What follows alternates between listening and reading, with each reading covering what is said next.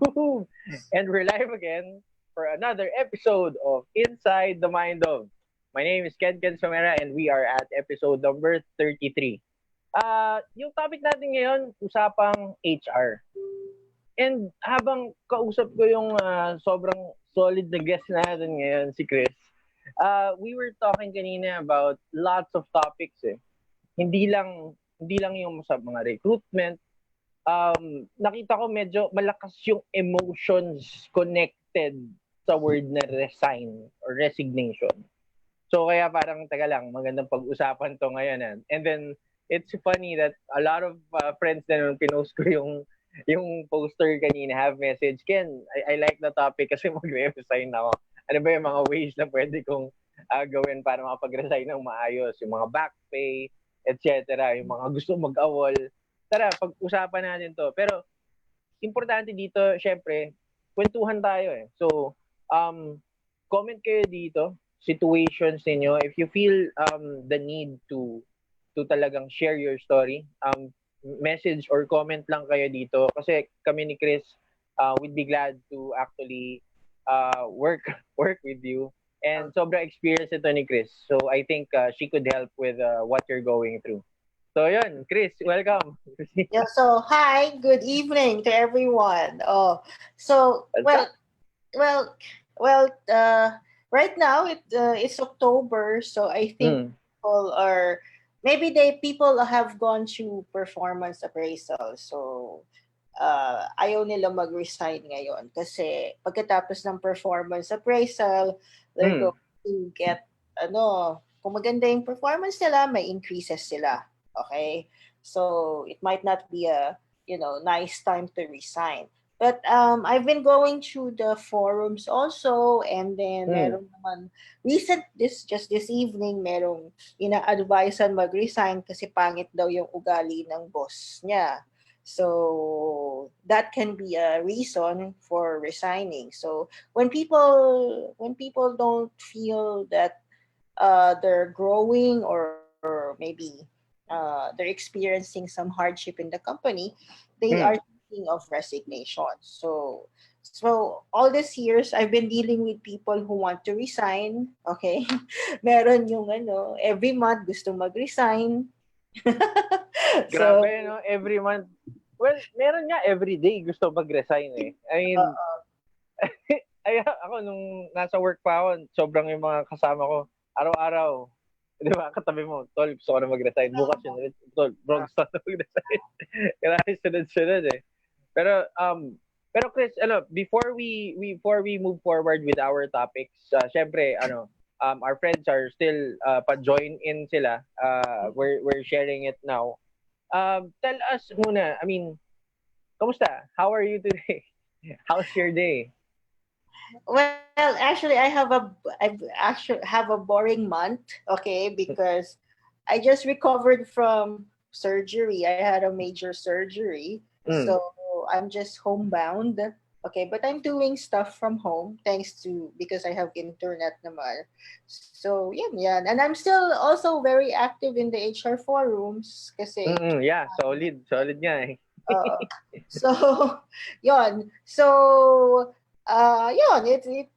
pero there are still people who parang right now kasi most of the messages I get is they've resigned. Oh, yan, balik tayo dyan. They've resigned but they couldn't get their final pay. So I always ask them, how did you resign ba? Kasi minsan pag pangit ang pagkaka-resign mo, it can affect getting your final pay. Okay? Because there's a process to follow eh. So we know that you were supposed to follow the 30-day rule. Okay? This can be cut short. Yeah, there's a 30-day rule. Kasi remember that you're the employee and then there's an employer. So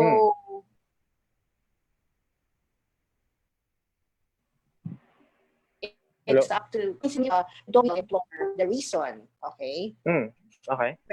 But you have to, for me naman, and then yung iba naman, sinasabi nila, if there's no such thing as slavery, okay, if you don't want to work in that company.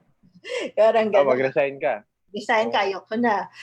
sa akin kasi, I've always stuck with the rule na kahit papano you should not burn bridges. Have a cordial talk with your boss that you want to resign. Observe the 30-day rule. Now, if your boss says na, oh, you can leave before the 30 days, maganda yon, di ba? Lalo Pero na kung kadalasan talagang mas important din na matapos mo yung 30 days, no? Hello? of course, because you go through a trans process. Hello? I'm here? Yeah? Ayan, naputol saglit. Oh, sabi ko sa'yo, sumasaya. Pero anyway, you have to go through a clearance process, just to make sure that everything is intact, walang yung iistorbo sa'yo. Alam mo yun? Kasi dati, yung hindi uso tong procedures na to, I remember, pwede kang tawagan. Tatawagan ka, 3 months ka nang resign, tinatawagan ka pa rin, nasan yung mga papeles na to, etc., etc. So it's better to stick with the 30 days, have a thorough turnover, okay? Kasi minsan pagka nag-resign ka, lahat ng problema sa'yo yung blame eh. Diba? Yeah, but yeah. Ang dami, lalo na pag walang turnover, yun yung isa sa mga very tricky parts, lalo na kung maliit lang yung company, tapos very essential yung role mo. Yun yung isa sa mga factors dun. May friend kasi ako na gano'n eh, parang he wanted to resign na, kaso sa team nila, 6 lang sila. So, paano yun? Pag umalis siya, crucial yung role niya, pwedeng mag-crash yung company. Tapos yun nga, ang hirap. And the company can, and if there's some, if they can find, parang there's proof, they can sue you for damages kasi bigla ka na lang umalis. Alam mo yun? Wow! Pwede pa, nakakatakot pala yun. Lalo na pagka key position ka. Kasi ako, when I was department head, 2 months ako nag-resign. Hindi yung 30 days. 60 days. 60 days. Kasi nag-usap kami ng owner. Okay. And then, nag-usap kami na 60 days kasi kailangan i-train yung kapalit or i-turn over yung mga information. Lalo na yung mga lawsuits, yung mga... So, ikaw yung nag-train, syempre. Ikaw yung nag-train nung kapalit. Hindi naman train, pero kasi department head level. Pero i-brief mo siya kasi baka ma-shock siya. Okay. Kasi may mga HR head, hindi pala sila, I don't know, ano bang tawag doon? Kasi may mga HR head na pag na-hire, mga entities na nag-resign kasi hindi nila kaya yung mga, lalo na pagka may legal entanglements yung company, bila na lang sila mismo nag-aawol. So, mayroong mga ganong situation. So, it's better, kaya kami nag-usap ng owner na 60 days tayo para hindi naman ma-shock yung kapalit mo. Yeah, kasi yung kaya ko rin siya matanong, may times kasi na, for example, nag-resign ka na, you're tendering your resignation na, and then yung papalit sa'yo, kailangan mo i-train. So, minsan, emotions run free. Yung tipong parang sinasabotage mo na yung learnings nung papalit. That's why ako may rule ako. Kaya hindi ako nag-resign pag emotional ako or galit. Ang ginagawa ko kasi ako have a lot of messages na nag-resign na sila. And then parang may regret na nag-resign kasi it could be the timing of the resignation. Hindi siya peak season of hiring for that particular job. So wala siyang makuhang trabaho. At the same time, hindi pa niya makuha yung final pay niya. So walang pumapasok na pera sa kanya. Mahirap 'yun, Yeah. Magsisisi ka talaga doon. Sisisi ka talaga doon. Kasi wala ka naman magagawa unless, kasi ang naman dole is tinatawagan Ay, Chris, wait lang. Nagcha-chop ka ng konti. Yeah. Yan. Hello? Okay. Ayan. Ayan, okay. Tawag yung dole sa company. Okay. Kuha lang ng commitment ang date pwede release or bakit hindi pa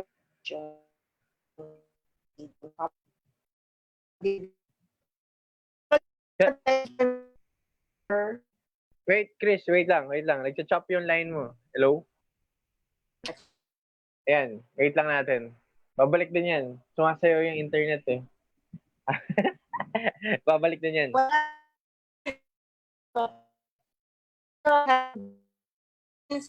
The traffic situation to get a place nearer the hospital. Yan, okay na. Malinaw na ulit. Because of the sa hangin yun. Pero Chris, in regards dun sa topics natin for today, siguro idaan ko lang for our friends watching ngayon.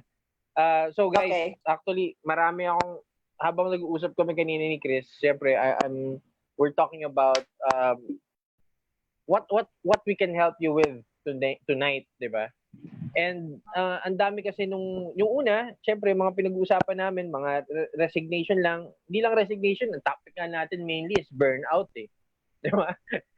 Pero syempre, okay, so may process feel mo after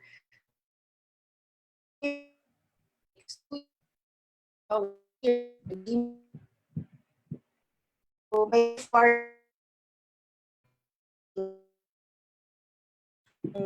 hindi, ano yung kinakaladkad mo na yung paang papasok. Yeah. Yung parang something. Ang hirap na. Also, parang kinakaladkad mo na lang yung paa mo. Okay. So, sometimes, may certain blah. Alam mo yung seatmate mo sa office, parang kahit anong makita, galit na galit. Onting may mangyari lang, sobrang bad trip na siya eh. So, process. So, it turn out is, may madaming mga ako kasi, I've experienced yung pagod from work. Hello? Yeah. Napuputol lang konti, Chris. Nagja-chop yung line. Yeah. Pero, medyo, yun nga. So, yung last part na narinig ko, yun nga, yung onting movement mo lang, nakikita na ng mga nabu-burnout na tao, yung talagang bad side eh. As in, it's any small things that would happen, people who are burned out either amplifies it already. Tama ba? Yeah. Yes. So, we don't know what causes it. Ako kasi, before being HR, I worked as a writer. Writer ka, I was like, we work for hours. Kasi pag have a write down, okay. 2 years parang nawala na time ini-edit mo ng boss. That's how burnout is. Okay. Sometimes if sa bahay meron kang maybe a nagging family member. Nakaka-add pa yun. Yeah, solid. Alam pa ang number mga time. Hello? Yeah, Chris, napuputol ulit. Wait. Napuputol ulit. Teka lang. I-ano muna natin. I-try natin. Ano tayo, napuputol yung line natin. Test natin. Yan, hindi gumagalaw yung screen. Okay lang yan. gumagalaw. Teka lang ano lang natin. Yan. Pag nagsasalita ka, pag malayo yata sa mic, tsaka siya nag-garble. Kasi pag malakas yung boses mo, okay naman eh. Didinig kita eh. Tapos pag nag-chop na yung line, nangyayari siya. Lakasan ko na lang yung boses ko. Wag naman masyado. Sakto lang. Para hindi ka, mas stressful yan pag nilakasan mo yung boses mo ng todo. Pero okay naman. Ayan, malinaw naman. So, sige, i-brief lang natin yung guests natin. Hi guys. So, welcome again to our show. And again, welcome ko muna kayong mga nag-join ngayon, di ba? So, comment lang kayo. I'm here para at least ma-acknowledge namin kayo. And again, if you have any questions or any situations na pwede natin pag-usapan ngayon in regards to anything HR related, even mga office drama, pag-usapan natin yan ngayon. Kasi si Chris is very, very good with working with those topics, di ba? So, again, ang mga topics sa pag-uusapan natin ngayon ay dealing with burnout. Yan yung pinag-uusapan natin ngayon. Handling office situations, isa pa yan. Surviving performance appraisals. Siguro pag-usapan din natin yung paghingi mo ng raise, di ba? Tsaka yung siyempre, resignations. Yeah. Okay, so kasi actually, ang pinag-uusapan kasi ngayon, that's why I wanted to focus on burnout. Kasi yung madami sabi mga tao, depressed sila. But maybe hindi sila depressed pa. Parang they're just yung burnout, okay? Yun, feeling lang na yan. Oo, but feeling of yan eh. Kasi if like you've been doing something like pareho lang ginagawa mo every day. So, yun, sa Tagalog kasi ang tawag doon yung parang nauumay ka, parang nagsasawa ka. So, yun yung burnout, okay? Hindi pa yan depression. Kasi yung depression is something else. I try to understand what depression is, but HR kasi we cannot deal with that because that's a medical condition. Okay, but burnout, we can deal with that kasi yung mga taong natatabangan sa trabaho or unmotivated, okay? Let's just say unmotivated. Ano yung cause ng yung demotivation nyo? Number one is pera. Let's just, be direct to the point. So, that's why we have... Ino-note ko yan. Number one, pera. Pera talaga. Okay, kulang ang kasi may na-commit ka sa family mo tapos hindi mo nabigay. So, it can be spare. I have employees who ask me for pay early as June. Okay? Kasi pinipressure na ng family. Okay? So, syempre, we have to schedule that December 13th month pay. That's why we have total, yun sabi natin, yung pinag-uusapan, ano ba, total rewards. What is total rewards? Yun, total rewards.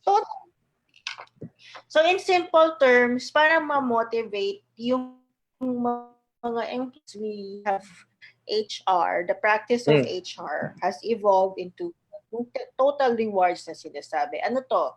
Hindi lang siya yung salary mo, pwedeng may allowance ka, pwedeng may leave credits ka, okay? Sa office namin, meron kami tinatawag na bonus time off.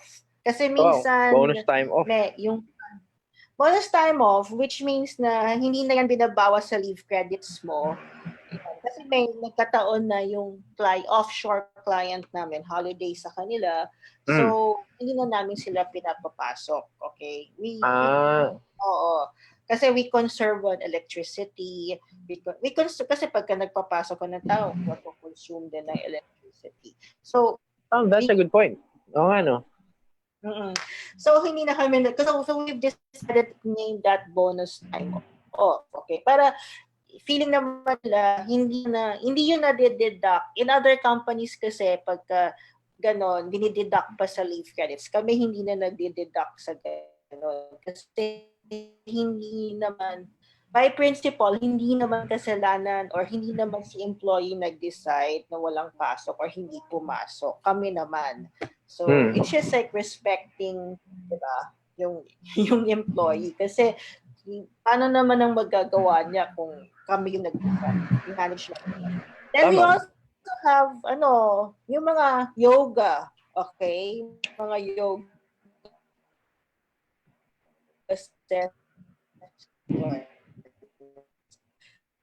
that's a benefit kasi we do that once a week sa month, naging 7 times. Hello? Yeah, napuputol. Napuputol, Chris. Yun nga, yoga as a benefit. Hello? Nawala. Yeah. Yun. Yun, nandyan. Nandyan ka pa. Napuputol lang. Wellness. Okay. Then you have your HMO. Siyempre, pag nagkakasakit sila, hindi na sila gagastos. I mean, it's kind of like, shouldered by the company to a certain extent. So, that's what you call total rewards. Kasi you want siyempre you want to take care of your employees naman and you want to motivate them, okay? Unfortunately, some companies, they cannot afford this. So, yung mga employees nila, the loyal ones rely on yung salary increases, ganon. So, that's why if you are HR, you have to balance it, okay? You have to come up with a program that, constantly parang contributes to yung motivation ng mga employees, diba?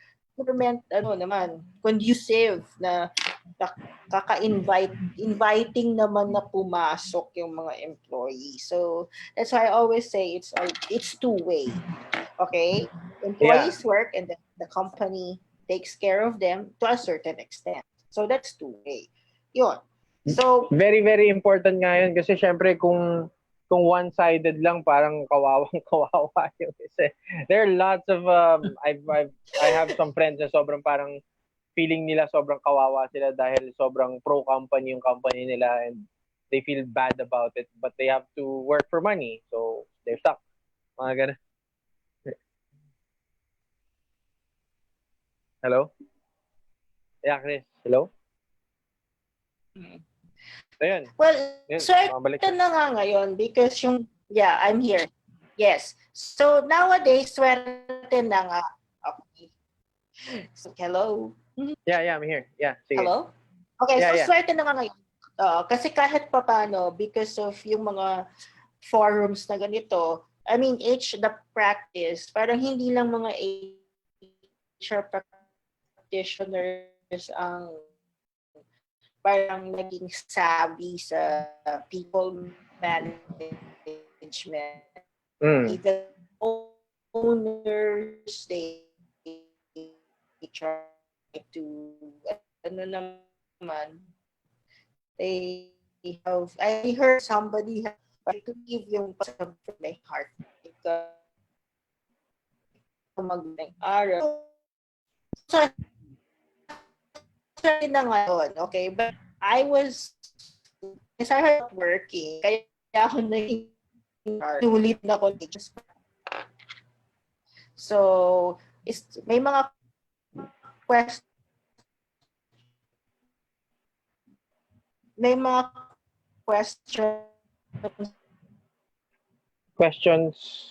Hello?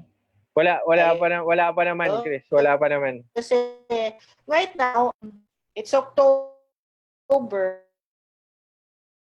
So, resigning. Teka, Chris, hello? So, it's October. Might be a good idea.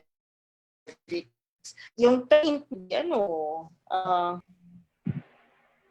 Chris, hello, wait. Yung sa connection, hindi yung sa connection, hindi siya nagko-connect ng maigi, Chris. May way ba for reconnect?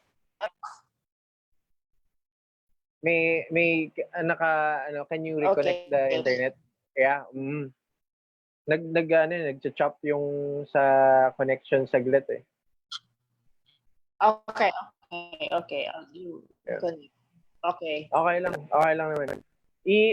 Guys, so yun, reconnect lang muna si Chris para ma-test natin ulit yung sa Zoom. And in regards naman dun sa mga topics nga, I mean, I've written tuloy, no? Grabe, I've written down some stuff here. And ang laki ng factor ng motivation mo din sa work eh. I mean, bakit ka ba nag-work to begin with, 'di ba? And ang daming factors na kung bakit hindi maka-resign yung ibang mga tao. Dahil sa yung iba naman naiipit sa mga kanya-kanyang situations. Pero as Chris said, we'll go deeper with it in regards dun sa mga emotions running. Ang sabi lang niya kanina is syempre, bago ka mag-resign, you have to double check your emotions talaga. Huwag ka mag-resign ng sobrang peak emotion, yung tipong masama yung araw mo, galit ka dun sa boss mo, biglang, hindi, I'll resign. 'Di ba? Kailangan i-manage mo muna yung emotions na yun, keep logic inside of your head, and then work with it. Tapos, ang dami ng mga mga gusto pa natin pag-usapan ngayon eh. Wait lang natin si Chris. Um, may mga factors kanina na na-discuss na rin in regards to mental health. So, ang sabi nga niya, um, mahirap pag-usapan kung depression eh. At least sa mundo ng HR, mas madali daw pag-usapan yung burnout. Okay? So, ano po yung mga topics natin dito? Gusto ko rin itanong is in regards to yung pag-aawol. Sa mga friends natin sa mga sa industries din, meron kasi iba na parang teka lang, okay lang naman umalis na lang bigla eh. 'Di ba? Kaso ang problema kasi is when they're going into their new companies, 'di ba? Naiipit naman sila kasi paano ba 'yon? Gusto ko yung tanong eh. Bina-backtrack ba? Siyempre may yung ibang companies, karamihan na yan, meron yung mga background checks eh, 'di ba? So sobrang important na rin sa kanila yung security. So pwede rin natin itanong kay Chris yan. Wait lang we're just checking. Diyan pa ba kayo, guys? Ay, saman. Comment lang muna kayo. Sino dyan? Trix nandyan, oh. What's up, bro? What's up, bro? Gems, Josie, hi. Welcome to the show. Sige, we're just waiting for Chris to get back.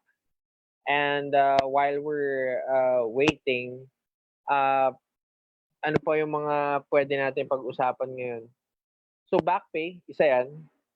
Um, ano ba yung mga importance ng boss sa work? Kasi there are some quotes or posts sa sa Facebook din na nakikita natin na sobrang ang laki ng factor kung mabait yung boss mo sa'yo eh. Mas mataas yung chances na nag-stay talaga yung tao. Working with a lot of companies and people, nakikita din natin yung mga factors ng tinatawag natin na attrition rates eh. Gaano ba karami nagre-resign? Kasi kung mataas yung madami nagre-resign, teka lang, baka meron issue yung company, yung management, kung bakit nagre-resign yung mga tao. 'Di ba? Malaking factor yan. Isa pa na topic na gusto ko rin pag-usapan tonight, is yung sa appraisals. 'Di ba? Paano kasi, syempre, if you're working ng matagal na naman sa company mo, might as well, 'di ba? You deserve a raise. Pero there are ways on may process din kung paano ka hihingi yata ng raise. So I wanna let's gusto ko rin itanong kay Chris yun. Background ni Chris is sobrang nakita ko kasi we connected because she was looking before for a team that could work with stress management. And then nakapag-usap kami. And ayan na si Chris. Welcome back. All right. Yan lang. Yan na. Wait lang ah. Tanan.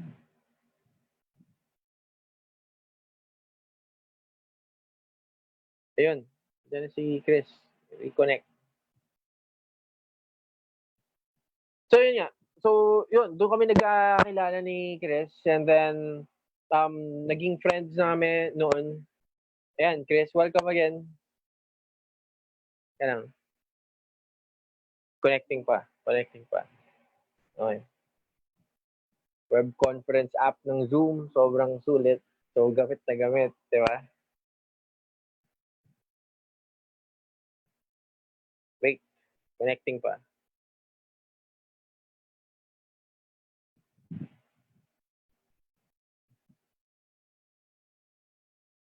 Oh. Hello? Yun. Chris, welcome back. Hello? Yan, welcome back.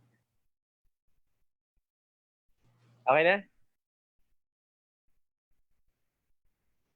Hello? Yeah. Can you hear me? Okay na? Yeah. Yan, mic test. Okay, perfect. Yan, maliwanag na. Alright. So, yun nga, kinikwento ko sa mga friends natin how we met then. And then, yun nga, nung nakapag-usap kami ni Chris, I nag-join na rin ako ng mga HR groups and from then on, nakita ko yung knowledge and hindi lang knowledge experience niya dun sa topics dahil any question dun sa mga HR groups talaga I see her commenting and helping people there with their questions kaya solid. So kaya guys, yun nga, if you have questions, tara, let's G. So welcome sa mga friends natin, si Kayo, si Rem, si Jem, si Vince, si Marikit, si John, si Joe, si Rose Ann, si Ella, si Martin, si Josie. Welcome. Si Dr. Strix nandiyan din. So, welcome. Thanks for joining. Pati asawa ko, si Fem. Alright. Welcome. Okay. Chris, let's go back. Topic natin, saan po tayo kanina? Bago na putol. Alam ko yung sa rewards doon na naging medyo choppy yung sa rewards yung sa yoga, sa benefits, yeah. Naku. Okay, so we are on benefits. Okay. Oh. Yeah, benefits. Okay. So anyway, benefits. It plays a lot in curbing resignations. Okay, so it has motivating people. Okay. Pero we have to balance this kasi we have the discipline side, which is yung mga suspension, etc., mga HR policies. Okay. But so anyway, what we do kasi is sometimes some people ask my advice. What I say is you have to really choose your company well. Kasi madami dito, kasi dati naman tayo madami na tayong pinagdaanan na company. So people ask me how to choose the company. So during interview, hindi lang ikaw yung dapat tinatanong. You should ask questions also. Ganun ba? Feeling ko kasi pag interview, parang sila lang yung dapat nag-ask ng questions Parang hindi naman. So dapat nagtatanong din ako ng questions. Well, kasi that's a tricky part. But kasi when they ask, you have questions, so you can ask about their benefits, to elaborate on their benefits. Kasi you need to, syempre ikaw rin naman, you want to get to know the company better. Diba? So nothing wrong naman. In fact, if the HR, yan yung test, okay? If the HR reacts negatively to your questions regarding compensation or benefits, maybe that's not a good company. Diba? Okay. Kasi this is the right time to ask about benefits. Diba? Kasi alam nga naman papasok tayo sa isang bagay na hindi natin alam kung ano yung pinapasok natin. Diba? Tama. Agree ako dyan. Yan guys, take note. It's very, very important that you understand the benefits din ng company na papasukan mo. Okay? Very important yan. Siyempre yung tanong mo naman, medyo swabe naman, okay? Huwag naman yung brusko. Ano benefits yun? Away ka So, siyempre kailangan mo naman ng finesse. Sa HMO, very specific ba yan? I mean, kasi yung iba kasi, sa HMO, they can ask kasi there naman uh, there are there are young people, they're very savvy, okay? So they ask about okay, yung HMO, ano yung coverage, ano yung Mm. need, okay? Yun. So ano yung work hours, 'di ba? Yun, May yung work hours, alala ko yun sa, nung nag-work ako sa BPO, very specific yun Are you mm, willing to work? Yan yung mga tanong doon Kailangan mo talagang checkan yun. Talagang, are you willing to work mga kahit mag-overtime or ilang hours ganito on call ka? Parang ako parang okay na yan, may trabaho na ako, alright. Tapos firma na lang ako. Pero nung nandun na ako sa loob, tapos ilang taon na ako doon, parang teka lang, hindi okay. Ayoko na. Pero it was kasi a good kaya ko run. sinasabi yan. Yeah. Well, it's better to ask questions, 'di ba? Mm. Kaysa naman kasi some people, that's why when I look at yung mga bila na lang magsa-sign ng job offer, Ah. okay? So, bilang after 2 weeks, 'di ba? Mag-resign na kasi hindi pala ito yung dream company niya, mga ganon. Yun yung mga naririnig ko sa mga sa mga kabataan ngayon. Oh, 'di ba? Parang kabataan ngayon. So anyway, that dapat nagtatanong tayo. That's why so you can kasi pagka palay kang nag-resign sa company, so 2 months ka lang, 3 months ka lang, baka sabihin, that's not a good work employment history pattern. Kasi ibig Okay. sabihin, wala kang tiyaga. Baka may problema sa'yo, di ba? So talagang So, nilook into din talaga yan ng companies, no? It's very, very important to understand the behavior of the applicant din. Tama? yes, kasi of course, mahirap kasi mag-train. You know, people might not know this, but companies train employees nowadays. They put time and effort, okay, to Money. train Yeah. them. Kasi yeah. So, mahirap na you will get a candidate after meron akong na-hire recently after 9 days, umalis na siya. Tapos ginawa niyang parang American Idol yung company namin. My journey ends na. Yun yung kanyang resignation letter. Journey! My journey. Pero is there, kasi syempre you have a lot of friends in the HR community, from recruitment, mga iba-ibang departments pa yan from HR Pero ang question ko dyan, what are your thoughts in regards to the generation right now? Ito tricky question to, pero yeah, I'm just thinking kasi nandun na tayo sa, okay, a lot of companies are branding this generation na parang they call it syempre mga millennials. What's the viewpoint of probably what's your viewpoint and viewpoint ng HR community? Well, we have to understand that this generation, kasi parang there's really a big difference. Kahit ako parang at the onset, nasha-shock ako sa kanila kasi I will tell you, they're very focused on the salary. Okay. Okay. They tend to really compare benefits. And then if you understand naman them, because this they don't really, parang I think they're breadwinners of their family. I mean, that's what they say. They're breadwinners, and then since most of them come from Laguna, Cavite, alam mo Okay. yon, hindi na Metro Manila eh. They live in Laguna or Cavite.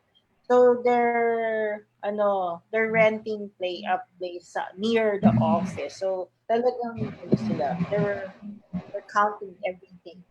Okay. So medyo tight ang budget. Kasi I don't know, but I started working during the 1995. I graduated 1995. So I was working before I graduated. So medyo may na ako, mataas na yung sweldo ko talaga when I was working after graduation. And I didn't have I didn't have naman the burden of having to rent. Kasi nandito na kami sa city eh. I was living in Green Hills na. So, I was near Ortigas na. So, I was still living with my parents. Yun. And then my parents are giving, I would have to spend, I was lucky that while I was working, I was still also being given an allowance. O, diba? Sarap. So, Ang sarap but naman nun. diba? So, yung iba kasi, they don't have that option. So, they're very, you can see that I would say that if I was given the same reality, I would also be very, makwenta. Okay. And then maybe very, very, focused on the salary. Which is Okay. not a bad thing. Kasi That's not. I think naman, it's not bad kasi you just want to be paid fairly, okay? Yeah. Mm-hmm. So, yun lang naman yun. So, pero they're very, kasi ang napansin ko lang, wala sila, excuse me lang, but napansin ko lang when they ask the questions, wala silang finesse. Okay?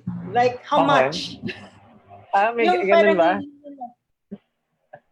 Kasi parang ini-introduce mo pa lang yung company, diba?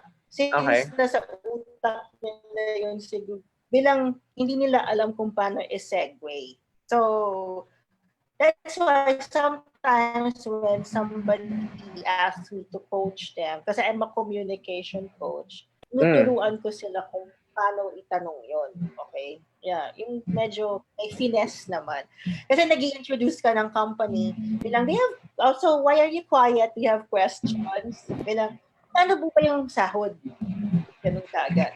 Which is parang masya-shock yung HR. Okay? Well, masya-shock kasi parang Siyempre, usually sa parang, dulo pa yung question na yun eh. Yung kung magkano yung sahod eh. Oo, pero inuna, yun yung unang question niya, magkano yung sahod. Tama, pwede naman. Tsaka tingin ng tingin sa relo, kasi meron pa pala siyang isang interview. Parang gano'n. So, tingin silang... Well, if you were the recruiter or the interviewer for that interview, what would you do? Because honestly, what I do is I cut it short. Kasi I would just say that, do you, parang, what's on your mind? Why do you keep looking at your watch? Tapos pag sinabi nila, kasi may isa pa akong interview. So, kasi we also want to be treated, like, syempre, we want to be respected as a company. Respect naman. Yeah. So, sabihin ko lang, I think it's better that you go to your next interview na. Kasi, syempre, yung mga ganong ibig sabihin, baka hindi ka rin respetuhin. Diba? Pag na-hire mo na siya.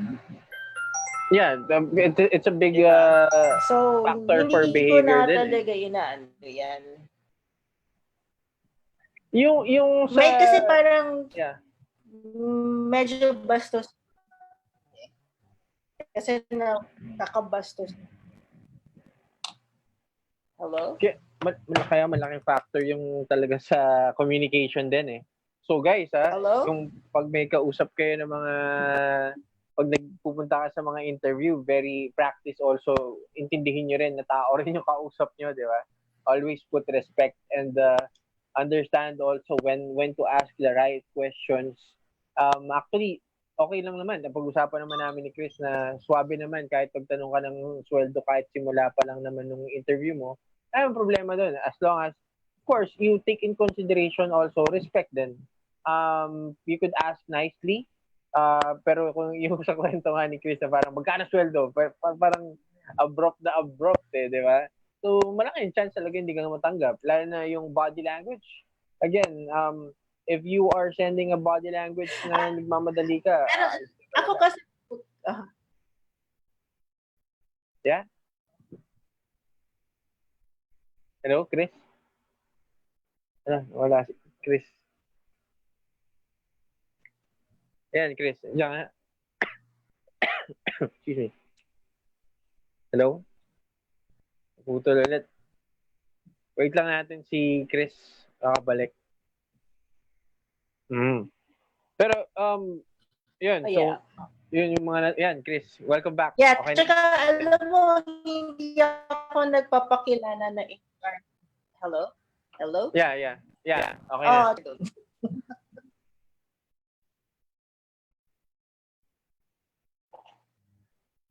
hello? Yeah. Okay na. Napuputol ulit, Chris.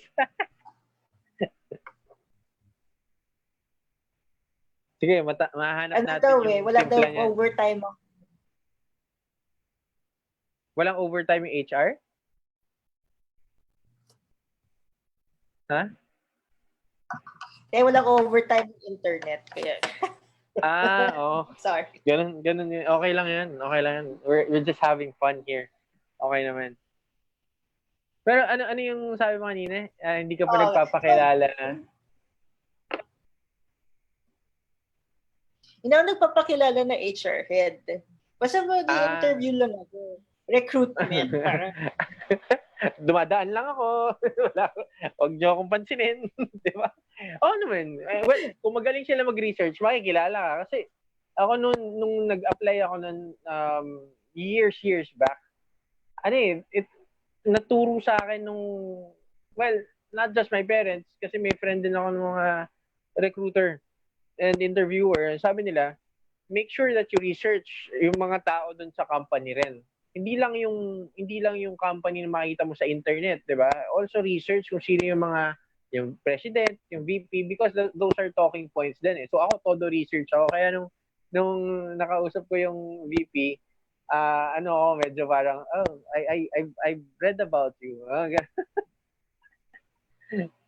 So, yeah, kasi it's good that when it's nice when people research kasi it means that they're taking the time to get to know the company as well. Kasi alam naman natin talaga ang final outcome is mababayaran ka ng salary. Alam naman natin yan. Di ba? So, ano ba naman yung mag-research ka? Alam mo, there was one company, kasi I was like 11 years in a TV station. And then, yung kapalit na company, ano lang yun, the reason that they hired me was because I did my research, like, ano ako sa internet, and then I have got to know its products, mga ganun.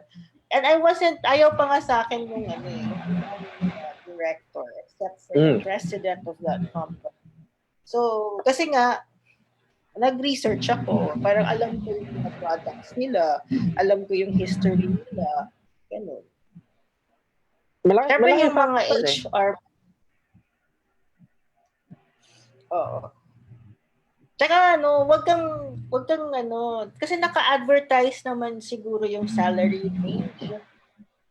So, parang for you, parang wag ka na magtanong kung magkano yung salary kasi common sense na nandun. Yun eh. Nilalagay mo naman doon, what's your expected salary? Usually, fill upan mo naman yun eh. Pero, agree nga doon. Pero Chris, may questions tayo from our friends din na nandito ngayon nakikinig. So, hi muna tayo kay Odessa, kay Kimo, si Bob, nandyan. And sabi ni Kimo, yun nga, hi, I'm watching. Alright, hi bro, what's up? Sa mga friends natin na, Chris, if you have friends that would be interested in having a corporate photo shoot, one of my good friends, si Kimo, he's doing corporate headshots. Very, very professional, yeah. Yan. Si Kayo naman, sabi niya, ewan ko lang kung HR related. Pero tama ba na ang company na nagbigay ng commission, biglang magbabawi? Ano yan? Biglang magbabawi kasi may bagong commission scheme na pinatupad. That's what you call variable income kasi. Commission schemes, they can be adjusted. Variable income yon. You have your fixed income, which is your salary. Pag sales ka, commissions are always subject to a policy or a memo or a circular. So, pwedeng 5%, pwedeng 10%, but nagva-vary yan. So, that's what you call variable income. So, pwede siyang, kunwari, ang So, situation is, ganito, nagra-run na siya, tapos biglang hindi siya naging effective, biglang kinat na lang, tapos gumawa na lang ng bago. I mean, what happens with that? hindi, kasi actually, pwede naman baguhin. Basta hindi part ng kontrata. Pwede naman siya baguhin, basta hindi siya part ng contract. Okay. So, yun, kasi di ba, kayo, sinabi ko sa'yo, bibigyan. Okay. nagigets ko kasi parang hindi naman talaga siya part ng contract mo to begin with eh. Tama ba? Yeah, kasi pag sa sales ka, meron kang fixed salary. So, depende yan sa pinirmahan contract. So, may salary ka, tapos lahat nung talagang basic, okay? Yung hindi mababago. Tapos yung commission, makikita mo dyan, usually, merong part dyan sa commission. Ano yan, depends on the prevailing circular. Nakalagay yan, naka-asterisk yan. So, yan yung, kasi kaya yan ginagawa, kasi pwedeng itong time na to, afford na magbigay ng 10%. Okay? Pero afford after, biglang hindi naging afford bigla. Oo, ganun. So, pwedeng bawiin. Diba? Parang ganun lang. Pwede naman. So, i-check na lang niya kung ano yung sinayna niya na contract. Baka naman kasi nasa contract. Kung wala sa contract. Yun, kayo I mean, if you've heard the answer yan. Pero nagbigay na yun pera, tapos biglang i-charge sa'yo yung binigay na commission. So, nagkaroon ka pa ng utang. Yeah, that's a very tricky situation, man. Hindi kasi HR. Tsaka hindi HR ang nag-govern yan. It's actually the operations. So, dapat alamin niya kung kasi siguro sales siya. So, yung sales manager or yung head of sales ang gumawa ng scheme na yan. Yan, kayo, nasa sales ka, no? I think nasa sales si Gayo. Yeah, he's my high school classmate, a very close friend. And yun, so, check lang niya with check mo kayo. Yeah, what department could he check with? Operations, no? Operation, yung supervisor niya, pa-explain niya muna, bakit binabawi? Baka naman nagkamali ng compute. Yeah, kasi very tragic yung... Ba't namin nagkakamali ng computation sa commission? Yeah, medyo tricky yung nangyari dun sa friend ko dahil kung binawi, na-award na sa kanya tapos binawi, na siya pa yung nagkautang. Mahirap. Hassle yun, man. Pero yeah, baka as per Chris, tax, yung tax part. Kasi may separate tax yung commission.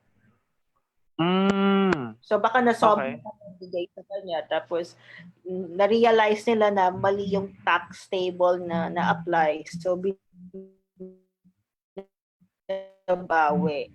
Basta yung portion lang. Pero kung binabawi lahat, talagang kausapin niya yung immediate head niya. Bakit ganun? Hindi kasi governed ng HR ang commissions. Okay. Yun, kayo. Yeah, hope that answers your question, pare. Pero hope that gets resolved then. Hello? And yeah, Chris, I'm here. Chris, question pala. In regards to payroll, Hello? for example. Yeah, can you hear me? Okay? Yeah, yun. In regards naman sa payroll, what happens if kunwari, yeah, dito. Yeah, okay na? Yan. Hello, Chris? Yeah, can you hear me? Yan. Sasayaw mo na ako. Tan, tan, tan. Yan, okay na? Sige, ano lang yung internet, nagbabalance, di ba? So, hindi, yung tanong ko kasi guys, parang, ano yung pwedeng gawin or ano yung mga pwedeng sabihin sa situation na to? Hello? Yan, Chris, can you hear me? Yan, okay na? Hello? Yan, okay na. Yan, okay na. Okay na? Hello? Yeah, hello? Yan, can you hear me? Over? Hello? Yan. Yun nga, guys, yung tanong ko in regards kasi sa parang payroll, parang paano pa nagkamali yung payroll ng bigay na sobrahan yung bayad sa'yo? Okay? Tapos ikaw naman, syempre, wow! Bonus, di ba? Di ba? Ano yung mga pwedeng instances na gawin doon? Bawiin na lang yun? Um, how do you approach that kinds of situations, di ba? Pero, yeah, yun pa. Pero, yun, kayo, habang nandiyan ka, men, question, na-check mo ba yan sa ano? Na-raise mo na ba siya sa ano mo, sa manager mo or sa departments, sa ibang departments? Kasi medyo tricky 'yun. Usually sa ganyan immediate eh. Sa immediate mo muna eh para siya yung mag-aayos dun eh dahil syempre niran nila yung scheme, 'di ba? Wait lang natin, sige Chris. Ask pa natin yung question mo Jem. Hi Tita Sara, Ninang, what's up? What's up? Daming client si Ninang sa ano HMO. Okay. Jem, yung question mo, no? What were some of the worst questions that you've encountered from the applicants? Yan, sige. Tanong natin yan. Mukhang masaya yan eh. 'Di ba? Kasi usually dati, ano eh, pag, yan, yes bro, na-raise ko na naman. Yeah, hopefully pare, marami kayong tinamaan or ikaw lang? Marami kang benta, tol eh.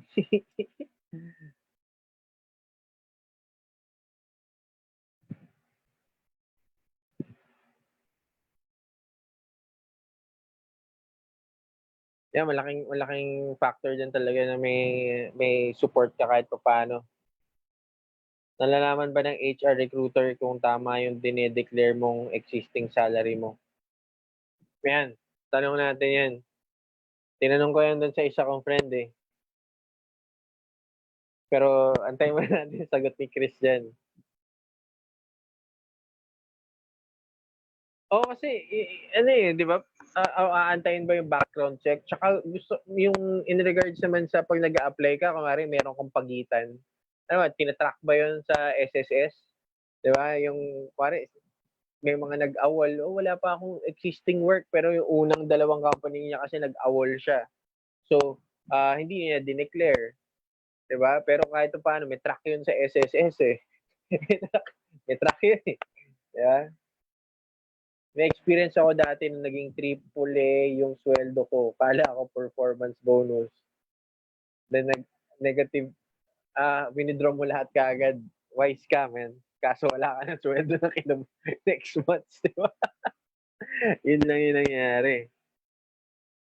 Teka lang, mukhang nag-reconnect si Chris. Nirestart yata yung modem. Wait lang natin. Pero, ano nangyari sa'yo nun, Kimo? Ano nangyari sa'yo nun? Daming very good information din sa itong mga kwentuhan namin ni Chris kasi madalas kami mag-usap ni Chris hindi lang sa mga situation sa mga HR eh. More on ano din what's happening with the current communities right now. Ano yung sa mga behavior ng mga age groups. Kasi syempre pag may nag-a-apply na younger generation, older generation, makikita mo yung behavior, yung shift nung pagsagot, 'di ba? Iba-iba eh. Laking factors din eh. Chris, check with your supervisor. Yan, no, nag-comment na si Chris, oh. Yeah. Di ba dapat pag nagkamali ang payroll, wala nang bawian? Yun nga, yun nga dapat. Pero syempre, I mean, business is business. I mean, nandun ka pa rin sa you're working for them. Mahirap ma-penalize yun eh. So, ano lang, thank you, di ba? Thank you for your understanding, Kayo. Di ba? Yun yung ano doon, walang sorry, di ba? Walang sorry. Thank you for your understanding. Yan, check ko lang kung nandito na si Chris, ha? Wait. Ayan, nandito na si Chris. Wait. Yan. O yan, tanungin na natin yung tanong nyo. Yuho! Hello, I'm back again. Yun. Yan, malinaw na ako, Chris. Okay na? Okay. Okay. Yung Actually, sa... I was checking. Yeah, connection check. Perfect. Okay. So, I was checking also yung mga comments. Okay, may nakalagay dito. Oh, I'm interested here, okay? Naging triple daw yung sweldo niya. Akala daw niya performance bonus. Tapos, after 2 days, negative balance yung card niya. Okay, so, that one, because it's payroll, dapat immediately nire-report nila sa HR. Yan. Kasi it could be, ako na-experience ko, sa payroll ko mismo, yung, I will not mention the bank, okay? But lang may nawawalang amount, okay? So it can be na from the bank nagka-problema, okay? But they have to report that immediately to HR kasi hindi naman pwedeng magkuha yung mag-withdraw yung HR from your payroll account. So it can be that merong nangyari sa bank. May chance na bank yung issue rin. Yeah, okay. Kasi na-experience ko yun, lalo na if there's a particular bank na palaging may nawawalang amount. Okay, so but I will not mention that. Starting with the letter B ba yan? It's a bank. Starting with letter B, it's a bank. It's a bank. Nagastos ko na yung extra money ko, so binawi nila yung mali nila sa next na payout namin. Hindi lang ikaw, marami kayo. Oh, wow. So, tingnan mo na lang kung ano nangyari. Kasi just report it immediately to HR. Yun. Yun lang masasabi ko. Kasi ang payroll kasi, we can just release the money to the account, but we cannot withdraw. Okay. We're not allowed. So, hindi siya. So, always report that. Okay. Yun. Tapos meron dito, nalalaman ba ng HR recruiter kung tama ang dinideclare mong existing salary mo? Yes, kasi may SSS. Lalo na sa matitrace yan sa SSS. Tama ako kayo. So, natitrace talaga. So, maliban sa background check, madaling makita ng HR yon. Sa SSS records, and then when we background check, itatanong namin magkano ba yung sweldo niya dyan.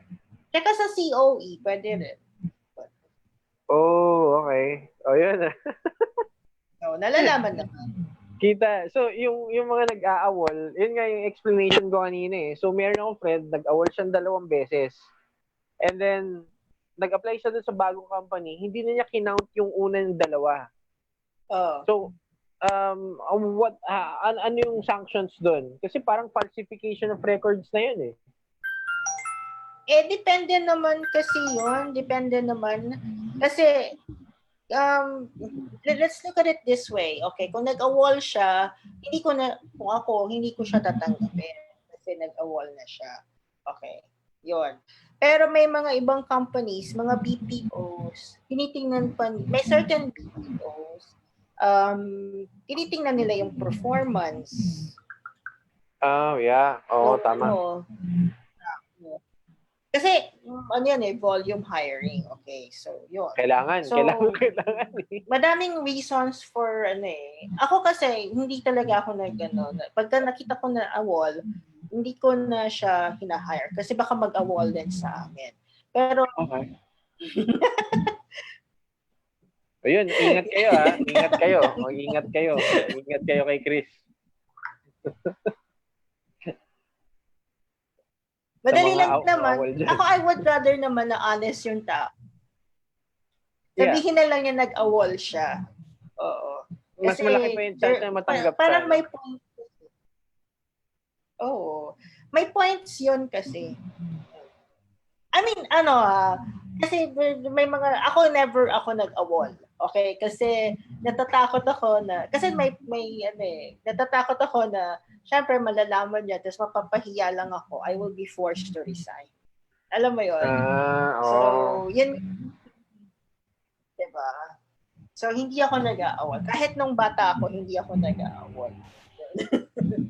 Kasi ayoko yung nakapasok na ako sa company, tapos nalaman ng boss ko, tapos sasabihin ng boss ko, ay, you're dishonest, tapos you will be, parang mag-resign ka na lang. Ito, Chris, ito medyo cool na question to, coming from Kayo again. Sabi niya, pero kung meron kang mga non-monetary benefits lang, service car, gas, working funds, okay lang ba yun i-compute as your salary? The banks kasi sa COE mo, hindi yun ini-include. Kasi variables yun eh. May mga policies that, support those benefits. Pag hindi na-afford ng company, pwedeng mawala yun. Alam mo yun? Tsaka yung bank talaga, pagka nag-a-apply ka ng credit card, yung salary na. Basic. So, specific yun. Basic salary. Oo. Okay. So, Kayo, hindi. Hindi mo kasi meron yung mga may transportation allowance, prepaid load allowance, or hindi na yan sinasama. Kasi first is hindi yan tinatax kasi.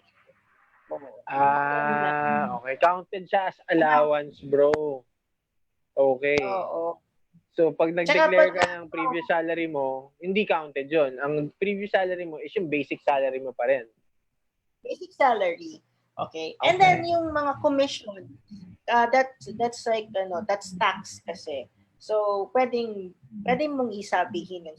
Kasi isipin mo lang nag-a-apply ka ng credit card or ng loan, ano yung mga kinakount ng bangko? Basic salary talaga sila. Okay, bro. Hope that answers your cool question. Oo, napaisip na kasi ako. Yung iba, pinapalagay nila. Kasi yung iba pinapalagay nila lahat. Rice, subsidy, floating allowance, ano pa ba? Madami silang pinapalagay. Hindi yun nilalagay. Yun. Balikan natin yung question ni Jem. Question ni Jem kanina was can you repeat it? Yeah. What were some of the worst questions that you've encountered from the applicants?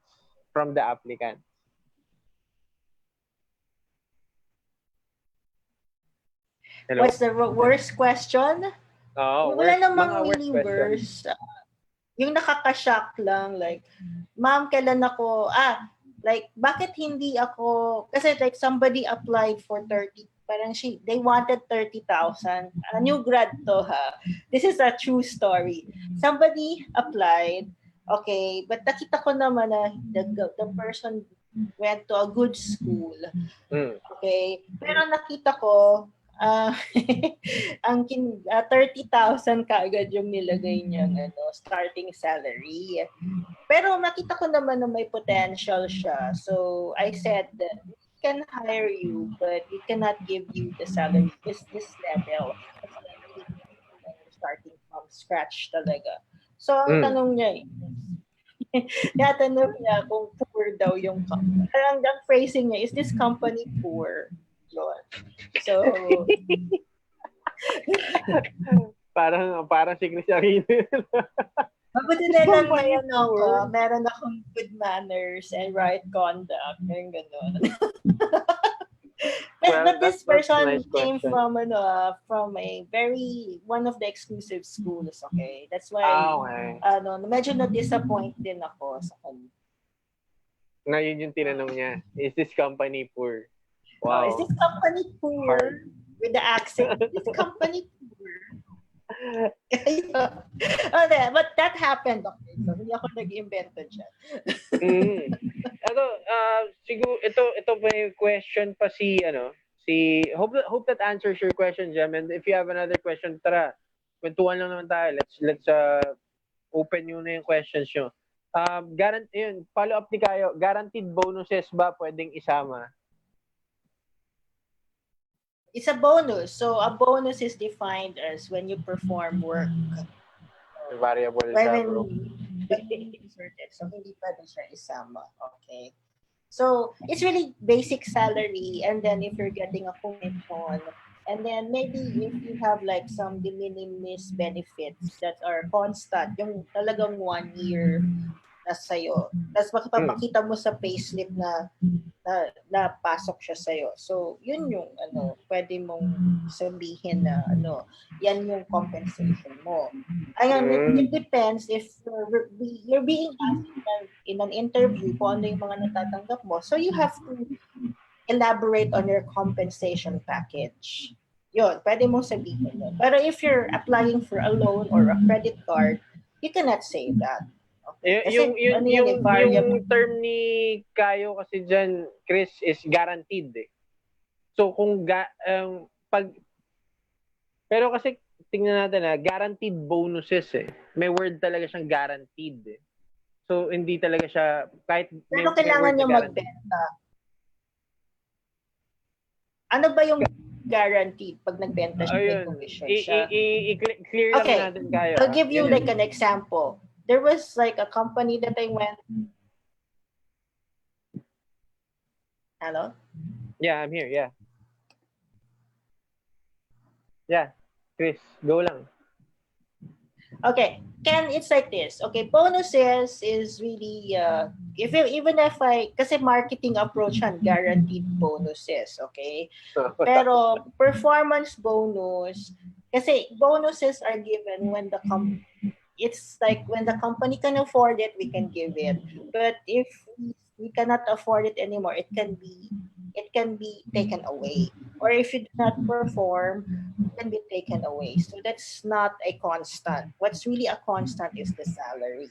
So you can elaborate that recruitment. You're getting guaranteed bonuses. Okay, and then you can give a range. It's fine.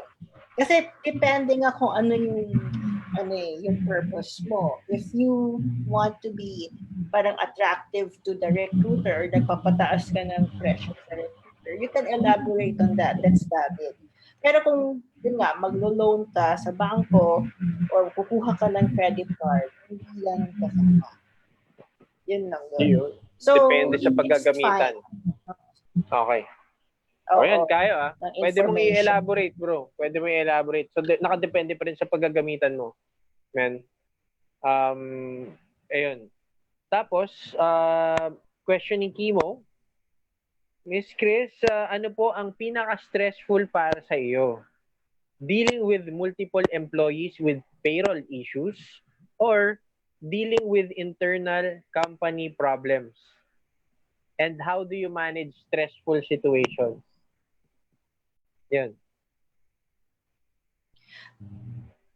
Actually, both are stressful. Kasi ang employee kasi, pinaka-stressful kasi if yung halimbawa, the employee wants to have a raise and then the company cannot give it. Iba-ibang reaction yan.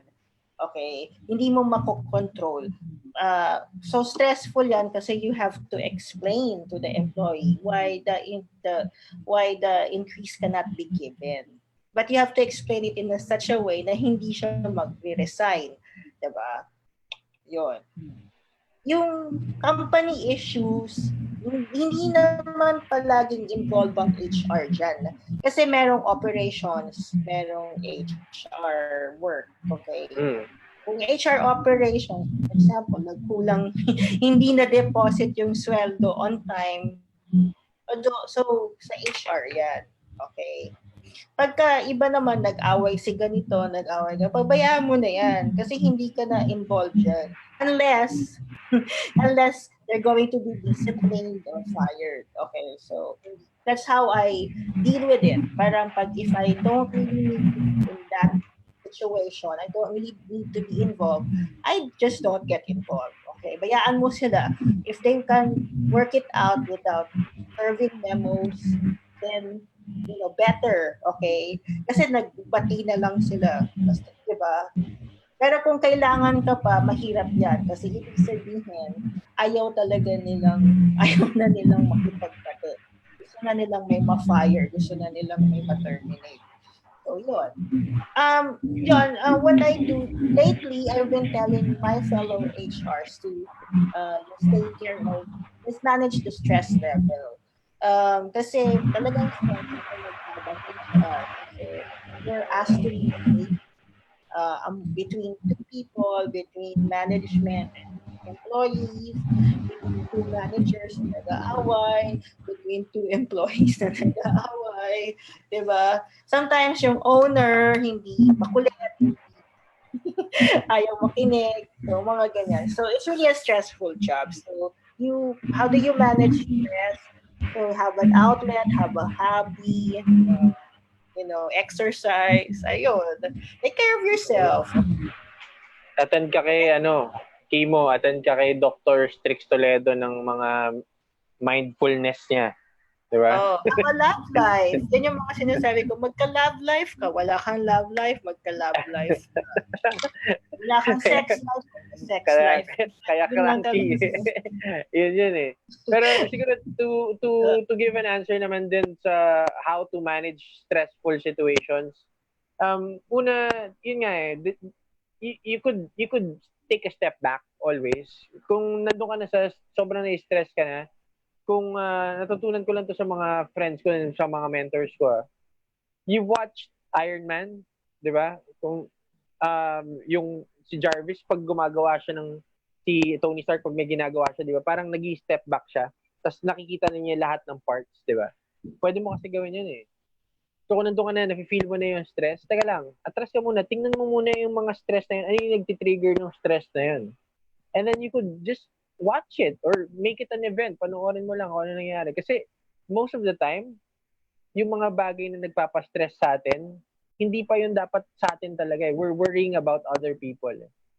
Okay? So, karamihan, ito, sad to say, Chris, no? I have some friends talaga na take care of a lot of people.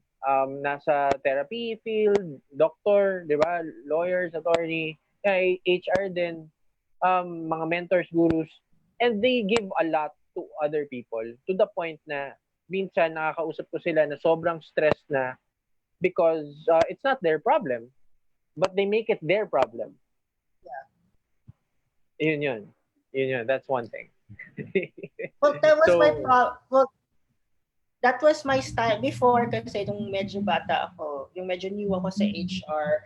Ganyan, masyado akong passionate. Masyado akong alam mo, minsan if you review what happened last year, parang dapat hindi pala ako masyado nagpa-stress. Alam mo yun. So what I do now is parang pag may mga ganyan, inaalam ko muna yung mga details bago ako pagsalita, 'di ba? Bago ako mag-map to. Kasi yan eh, pag nalaman mo sa mga details, you'll find out hindi naman may mga ibang issues na hindi pala ganun ka-deep yung problem. Parang lang pala, it's just a matter of like doing some modification in the work process. So, huwag kang masyadong mag-panic or huwag kang masyadong maging ayan. Okay. Kasi kaya ka nga nandyan sa check ko lang guys. May Chris, may narinig ka bang ticking sound? Wala. Check ko lang.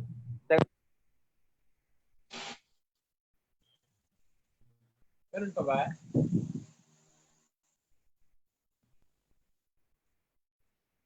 Palit ako ng earphones. Yeah, meron daw, Chris eh. May ticking sound daw. Sa akin? Test ko dito. Ayan. Dinig mo ako? Hello? Hello? Hello? Yeah, can you hear me? Hello? Yes, yeah. I can. Okay na? Okay. Hindi, may ticking sound daw kasi kanina narinig ng mga viewers natin eh. Parang tak-tak, may pumapalo daw eh. Check ko lang. Okay na? Okay. So, going back to our topic. Sige guys, pag may question, hi daw sabi ni Melissa Profeta. Yan, hi Chris. Hi daw. Okay. Hi. Tsaka may nagpapabati sa akin kanina si Jocelyn Alusbanyo, si Pai Conde. Kasi I sent them the invitation kanina. So sabi, parang radyo, nagpapabati daw sila. Oo, syempre naman. Saka more sessions to come. Marami pa tayong pag-uusapan, di ba? Pero yung napag-usapan na natin kanina yung sa resignation. So balikan lang natin ng konti.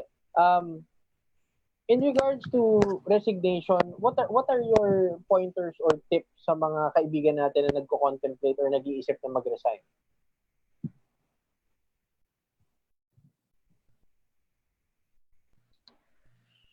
Hello?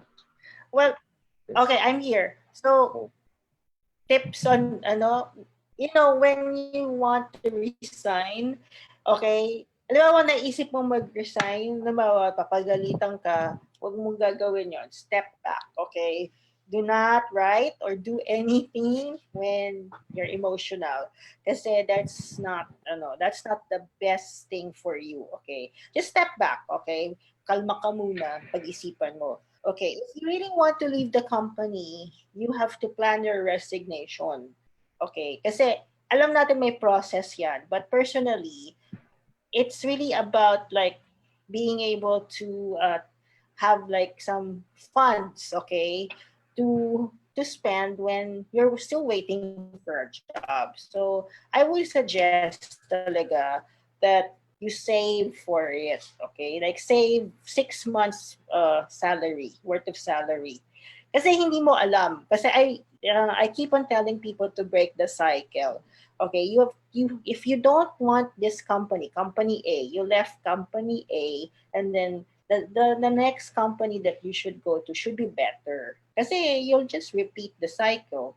Diba? You'll just keep on job hop, which is not good.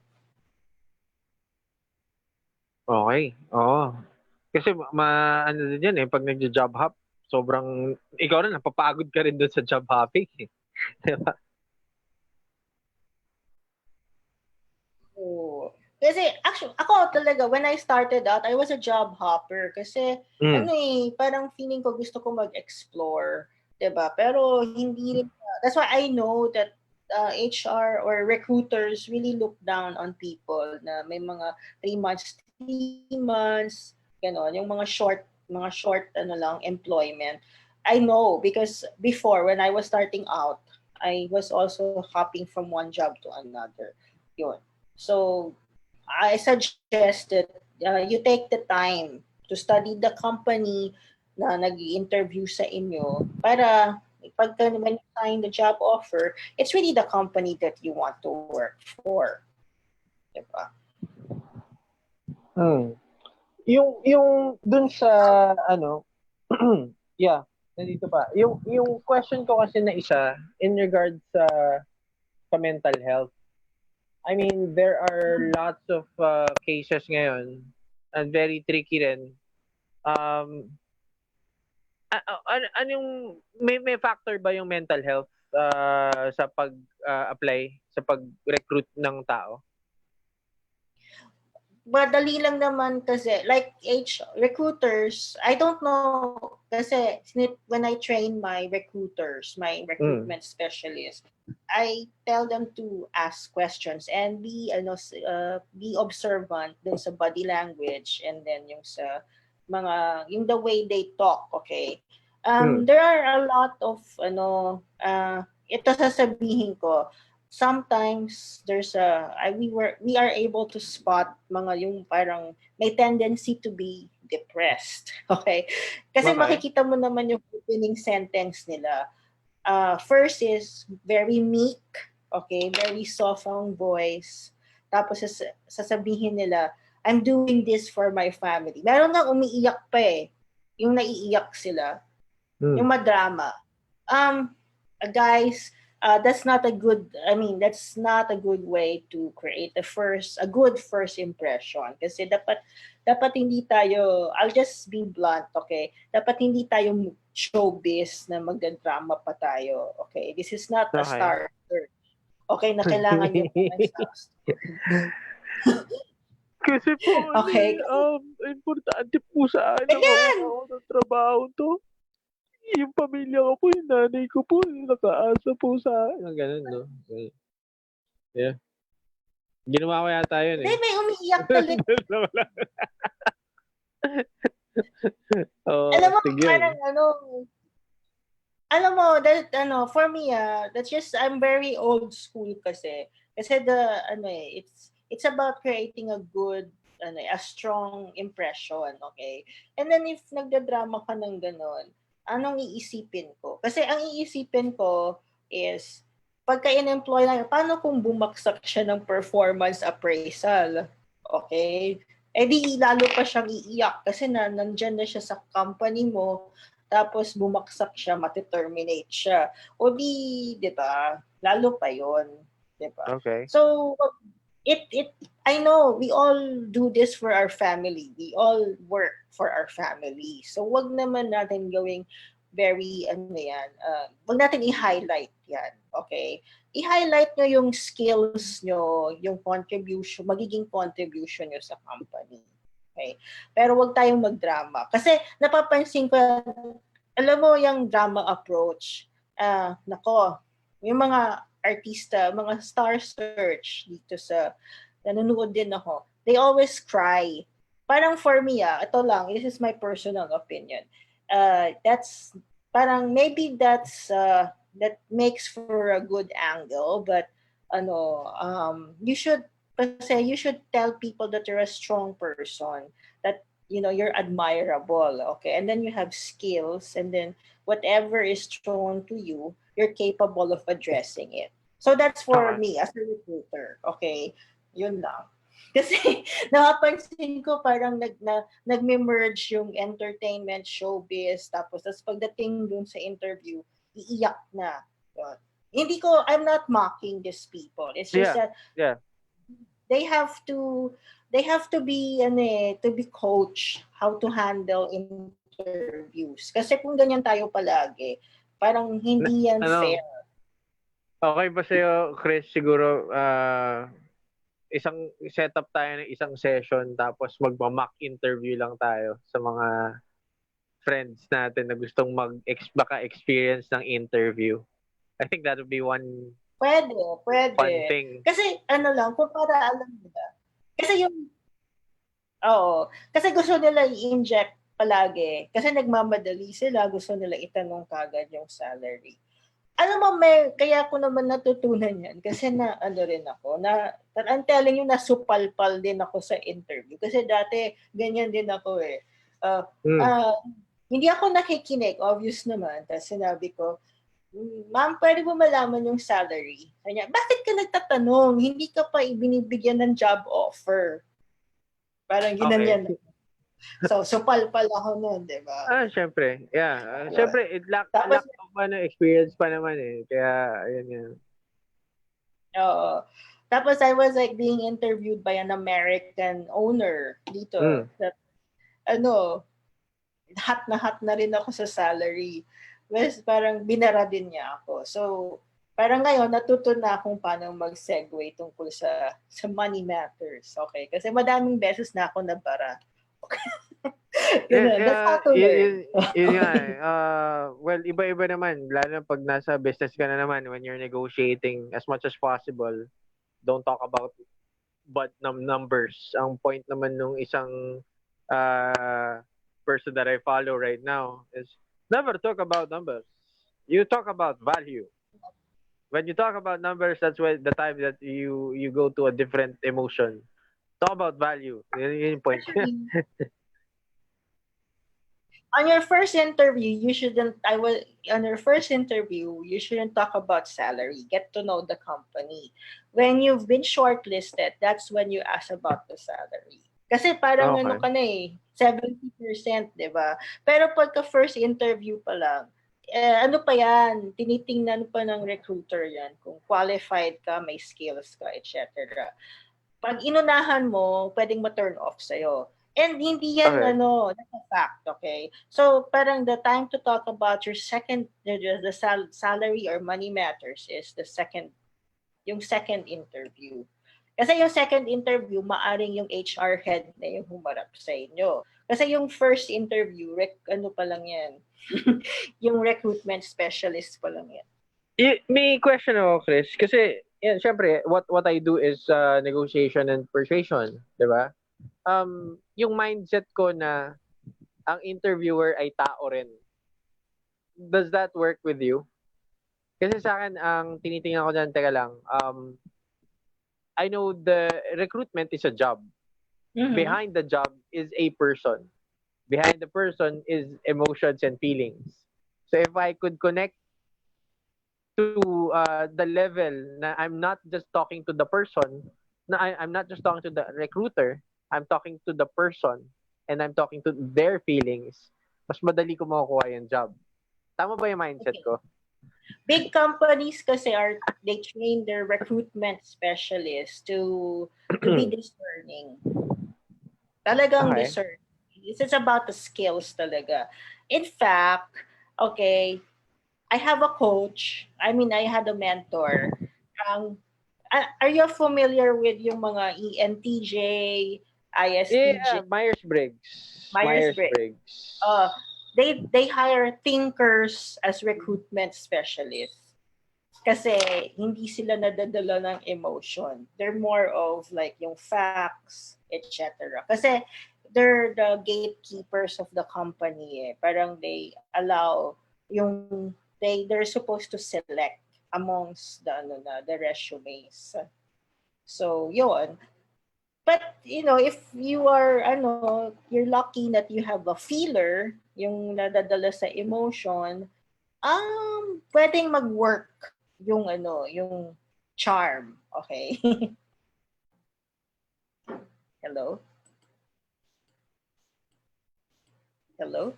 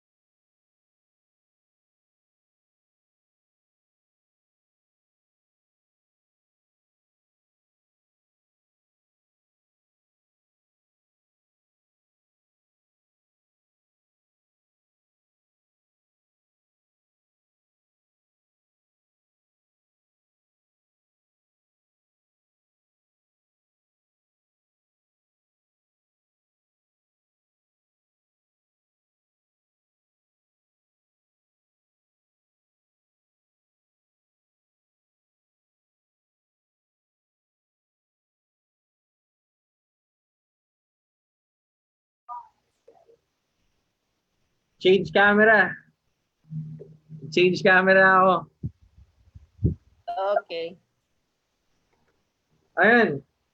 Saan tayo naputol? Dun sa mindset ko. Yeah. Yung corporate company, yung companies are trained to look for skill. Yeah. Change camera ako. Okay. Ayan. Okay. So, after that, okay. Ayan, okay na, Chris.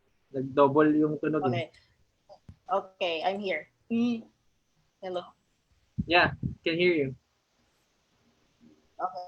Okay. So I was saying that, recruiters are actually, parang most of them are thinkers, so they're trained to like really just look at the facts. So charm can work, okay, if you're better. I mean, what I'm saying is if you're well dressed, you have the charm, and then Mm. magaling ka magsalita, it can work for you, okay, because you're selling also the personality behind the resume, okay, so that can work. Okay, pero you have to also parang focus. You have to sell yourself. So you have to focus on what you can offer the company. Oo, yun. Malaking bagay yun. Kasi first meeting to eh. What do you do ba when, halimbawa, nanliligaw ka, what do you do? Diba? Parang nanliligaw ka rin dyan eh. You have to be attractive to sino man ang nililigawan mo, diba? So, pakitang gilas ka. But yes, parang when I was like starting out as a recruiter, alam mo, nadadala pa ako ng mga sub-stories na yun eh. I'll do this to I need to do this for my family. Okay, motivated siya. Lalagay ko, gano'n. When I was, but later on, after conducting several interviews, nakita ko na parang it's more of a pattern, okay, or it's more of a parang angle that kasi they want the emotion eh. They're hooking you by emotion. So hindi na ako naggaganyan. And I train also my recruiters to just be observant. And then yung mga they can allow the person na madrama to pass through, pero dapat may skills talaga. Yun. Ang hirap kasi. I'll tell you, I have like a lot of interviews that umiyak pa talaga yung applicant kasi sometimes they when not to apply for a job. If you're going through a really a stressful situation or a crisis, it's not also the time to go to an interview. Kasi na may aura ka, na feel ko yon or na feel namin yon. So, yun yung ano eh, marami, ako kasi inaral ko rin yung sa mga interview kasi syempre as a coach, I'm coaching some people with confidence, 'di ba? So, parang Coach Ken, anong mga pwede kong gawin diyan? So, sa akin, I work with sa mga friends natin na will be undergoing an interview. Una, malaking factor yung body language mo eh. Sa ano yan this is just coming from my experience.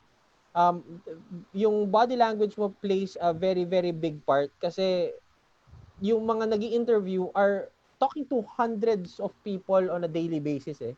They could instantly, may instinct na yan eh, na parang nakikita na nila kaagad kung ano yung personality type mo, si unang tingin pa lang, malaki na yung chance na mabasa ka na nila eh. So as much as possible, creating a strong or a good impression on them, ayoko sabihin strong eh, iba kasi meaning nun eh. So a good impression on them could help a lot with the impression ng buong interview. Okay, malaking factor yung simula pa lang ng interview kasi subconsciously malaki nakakatulong yon sa long interview. Yun lang sa akin. Malalim kasi yan eh, malalim yan eh. Kasi there are some applicants naman kasi what they do is sa job street parang ano yan, submit lang sila ng submit ng resume. Hindi naman nila inaaral yung company. And then ngayon what they do is they don't really parang they confirm and then they ghost, okay? So they don't go to the interview anymore. Parang wala na lang pasabi kung ano nangyari. Okay, yun yung ghosting na uso na yan ngayon. Legit okay. Ghosting. Oo. So ako ang ano ko is ever since bata pa ako na naghahanap ng trabaho, inaaral ko kasi yung company. Correct, gusto ko tong company na to, dito ako mag-a-apply. So, mga isa or dalawa lang sinasubmitan ko talaga ng application. Okay, pagka nag-browse ako sa, dati pa nga, trabaho.com pa nga yun. Tapos, naging Jobs Street, tapos Jobs DB. Mga, lang yan, pag tumingin ako, parang naghahanap ako ng work, 1 to 2 companies lang. Okay. Yun. Kasi yung ngayon, ang napapansin ko, magsasubmit sila ng siguro may quota sila, magsasubmit sila ng 10 in a day kung sinong sumagot doon. Diba? Bahala na. They should study the company. Kasi, kaya madami tayong phenomenon ngayon na, na galit sila. Ako, ang reason ko, kaya nag-resign or high ang attrition, madaming nag-resign. Kasi itong mga taong to, hindi naman nila inaral yung company. So na parang nagpunta lang sila, so nag-apply lang sila, nagkataon natanggap sila. Yun. Tapos may sweldo naman, so pwede na to for them in the meantime. Which that's not a good attitude. Pwede kasi ngayon napapansin ko, correct me if I'm wrong, but hindi naman need talaga. Sinasabi lang nila na breadwinner yung honest to goodness, okay, ang assessment ko, they're not really breadwinners. Because when I started out, I was not a breadwinner. Okay, pero minsan ginamit ko rin yung angle na yun na I want to do this for my family. Wala, kinopya ko kasi gusto kong matanggap. Okay. I did that. Okay, when I was may magic young. words. May magic words ba para matanggap ni Cristina? I mean, meron bang sweet spot na pwedeng sabihin, mga words na pwedeng sabihin na gagana for any interview? Hindi, kasi ako ang gusto ko lang is, hindi, ako ang tatanungin ko lang, pwede ka ba magtrabaho kung kailangan pag weekend? Hindi naman mangyayari to, pero pag kinakailangan, pwede ka ba magtrabaho ng weekend?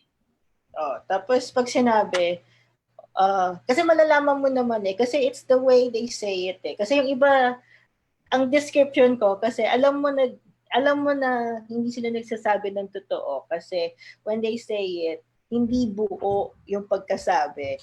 Yes, gano'n. Yung iba kasi, yes ma'am, talagang enthusiastic na enthusiastic. Labas na, yun, yes, tanggap yes, ka ma'am. dun. Yes ma'am, game Yes, tayo ma'am, dyan. ganun.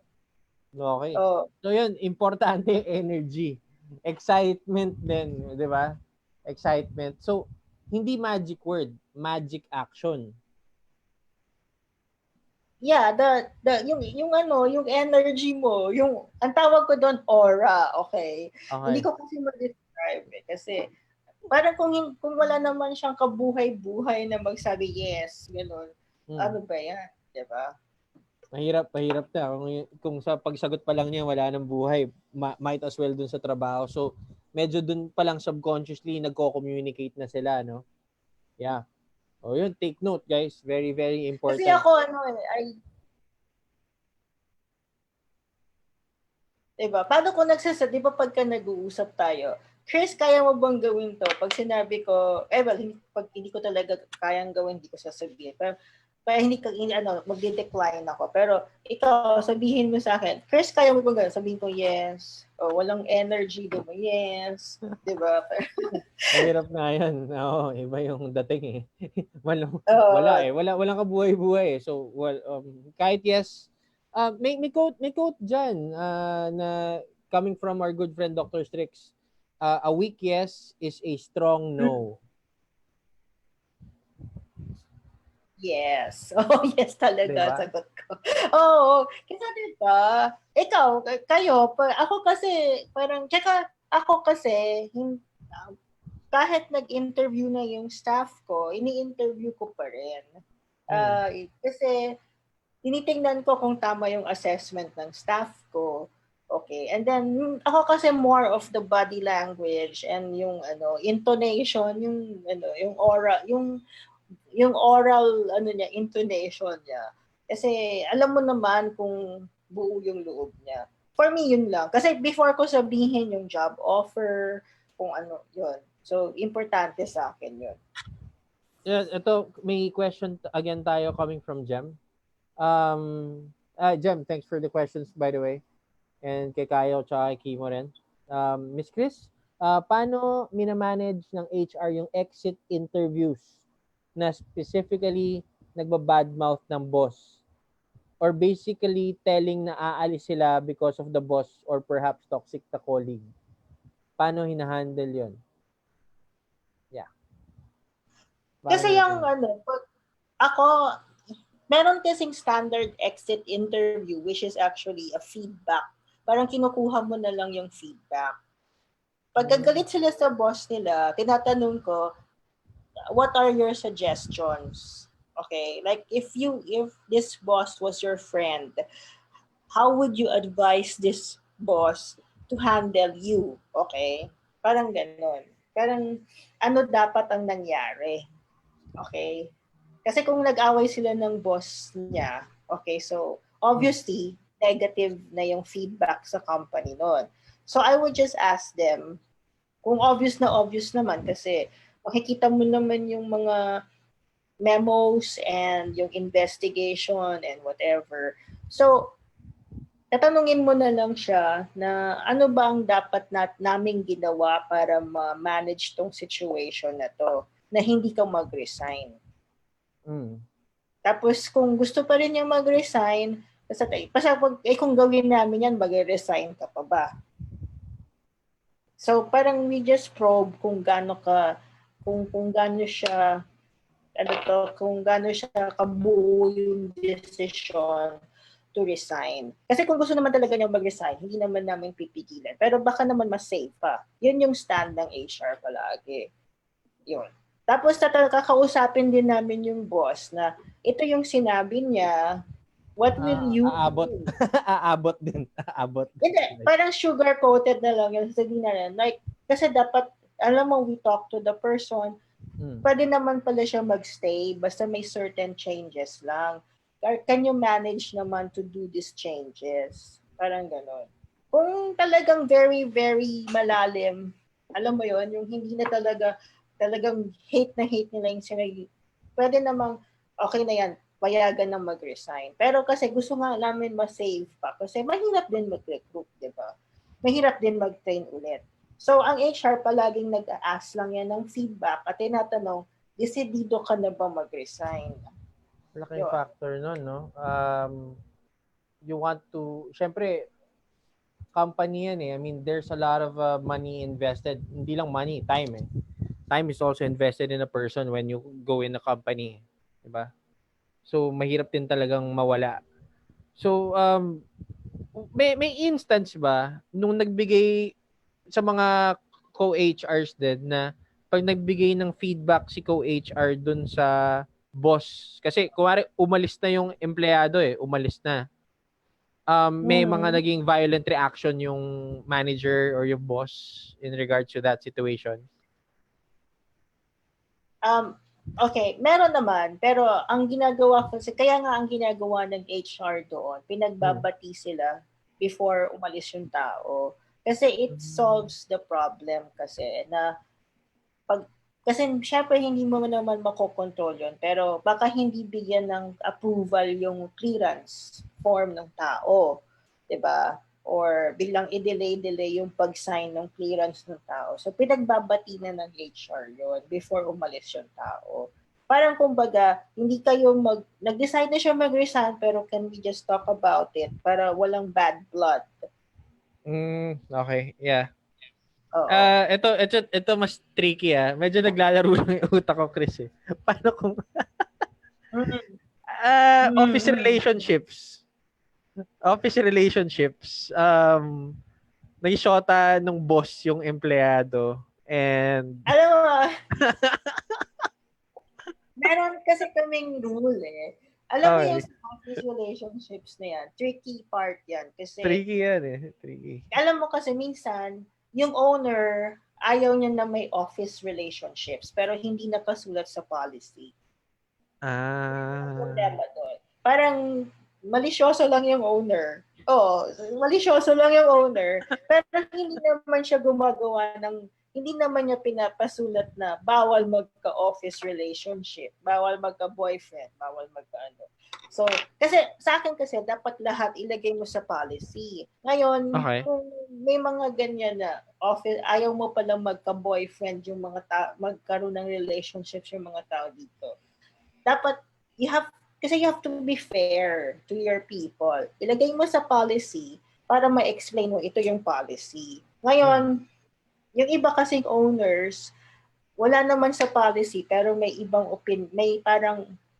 because of their principles and values, okay, yung value systems nila, binibigyan nila ng kulay yung mga yan, yung office relationship. Okay, so ako sinasabi ko talaga sa owner na hindi naman tayo martial law. Kung gusto mo, lagay na lang sa policy para makapag-act ako dyan. Pero pagka ganyan, madumi lang isip mo. Diba? So it's very very important na nasa policy talaga siya. Onboarding pa lang or pwedeng i-adjust yung policy midway? Well, you can always adjust every year you review your office policies. Okay, you as HR you review it, you get feedback. I mean, informal, formal feedback, and then you revise it. Kung ano yung what we call, if it supports operations, if it's detrimental to the culture, parang ganon. Or is this particular policy parang contributing to more resignations or bad negative culture in the, the negative environment, mga ganon. So, nire-review mo yan. Dapat chini-change yan. Pero, syempre, there are some policies that para naman siyang martial law, okay? For me, my stand on office relationships, as long as siguro hindi nakaka-affect sa work ng tao, dapat hindi na yan pinapansin. Pero kung halimbawa, the same department sila, tapos nagko-connive sila to maybe sa money or then you can act on it, diba? Okay. Yeah, natanong ko lang kasi syempre may mga situations sa ganyan sa mga office eh.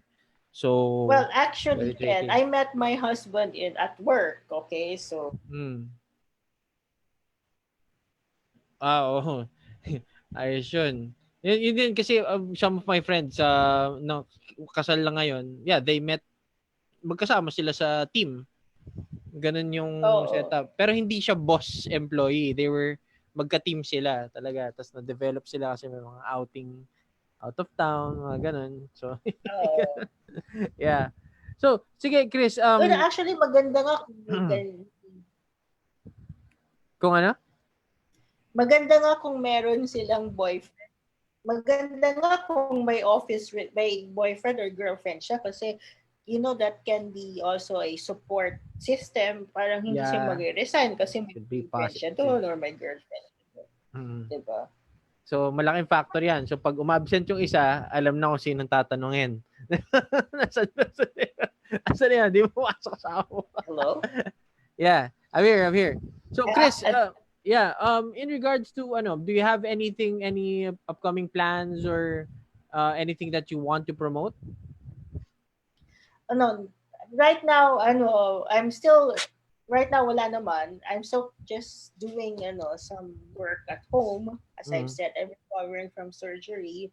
But if they want to really parang kung may mga issues sila that they want to discuss in detail, they can always PM me. Okay, so they can connect with me through Facebook Messenger, and then they can just give me just give me the situation, and then let's see how we can shed some light on how you can deal with it. But yung mga message lang sila. Kasi I'm used naman to those messages. So I just answer. Sometimes lang, they just have to be patient nowadays kasi sometimes I'm doing my physical therapy because I'm walking again. So, yun. Kasi I just came from surgery, so I have to exercise. So, baka yun lang ang ginagawa ko. But other than that, we're cool. We can accommodate your messages.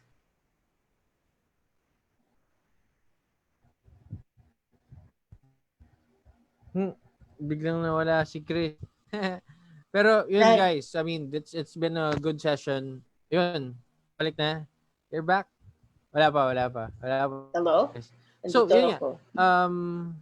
Ito na. Nandiyan naman si Chris. Yan, yun. Ayun, nandiyan ka na. You're back. So, yun. Hello? Hello. In regards to, plan natin yung session for interview, mock interviews. Pwede tayo And let's see kung ano pa yung pwede natin itulong sa mga friends natin na are having time with their work moving mga siguro in a month to come, 'di ba? Yeah, we can have them doing interviews. Also, yung performance appraisal, how to deal with performance talks, yung mga ganon. So, kung kinakausap sila ng boss nila about their performance, we can also do a mock session for that.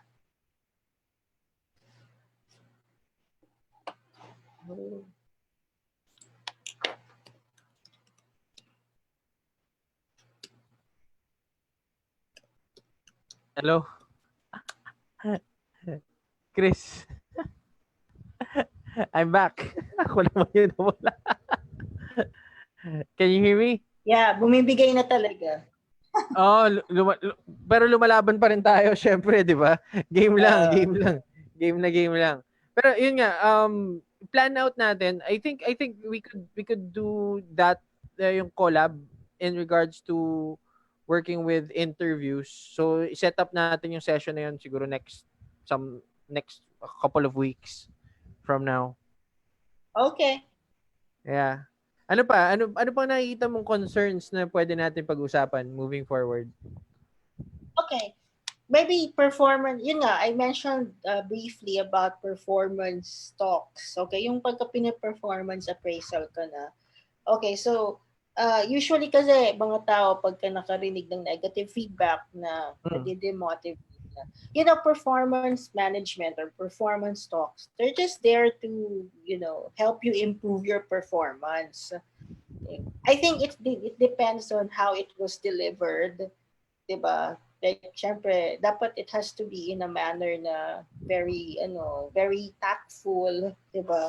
Tapos yung recipient naman na employee should be open to the changes kasi after all, that's for, diba, improving yung performance nila.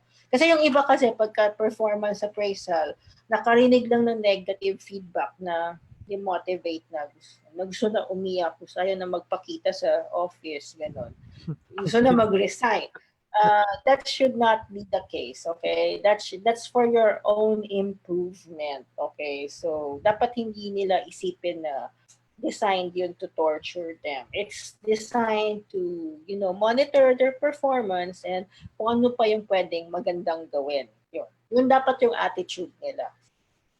Kailan usually ginagawa yung performance for appraisal? Yung mga ganun, performance tests or something? Usually October, mga September, October. Ganun. Ay, follow-up question pala ako regarding sa resignation. Yung 13th month. Okay. Yeah, I have a very close friend na nagko-contemplate mag-resign. And magre-resign daw siya ngayong November. Tama ba yon o dapat January? Well, dapat January kasi pagka November siya nag-resign, so prorated hindi buo yung kanyang 13th month pay. Kasi sa January, 2 weeks, pag nag-resign siya first week of January, wala naman talaga siya matatanggap na 13th month. Kasi dapat may at least 1 month ka doon sa year na yon para magkaroon ng 13th month. So the best time to resign is not November. You resign after, manggagaling pa sa akin, but you resign after your 13th month, which is after 13th January. Which is January or first week of December kung ano yung company rules, di ba? Kasi may kilala akong manager nag-ask ng advice sa akin. Kung talagang gusto mo na umalis, resign after you get your 13th month. Sige na nga. Yan. Kasi nag-PM sa akin asking when should she resign. So, pag natanggap mo yung 13th month mo, yun yung ganda dun eh. Sige, i-advise ko yung close friend ko kasi pinapatanong niya talaga sa akin to. Yun yung naka-list down dito sa akin ngayon. Ha? Sa akin pa nang galing yun. Papatayin na ako ng... Ano na yan? Ano naman yan, personal question. Pero yun, Chris, super. Ayan? May friend kasi ako nag-PM sa akin. Yung last year, I had a friend, she's head of a department. Sabi niya, when is the best time? Ayoko na magpatagal dito. Kailan ba pwedeng mag-resign? Tapos sabi ko, kailan ba 13th month mo? Tomorrow. Tomorrow ka mag-resign. Yung sinabi ko.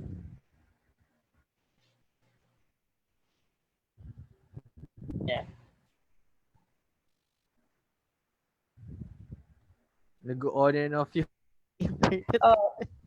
Alam mo kung bakit? Nagkakasala ako eh. Kasi sinasabi ko yung... Lumalaban yung internet. Kasi Ken, yung tinatanong mo sa akin is yung timing ng resignation. Ay, naku.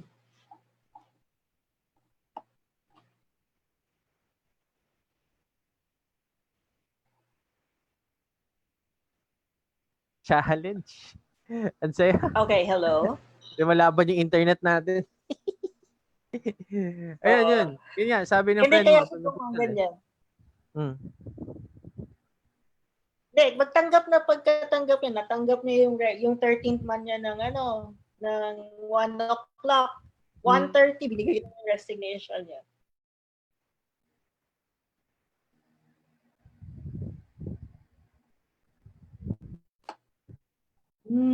Ano ba nangyayari? Chris, napuputol na. Nagagalit na yung internet natin dalawa. Sige, message lang tayo, Chris. Pero yun nga, guys, sa mga friends natin watching, super thank you for joining us. Dami pa natin, siguro we'll have another session, of course, kami ni Chris.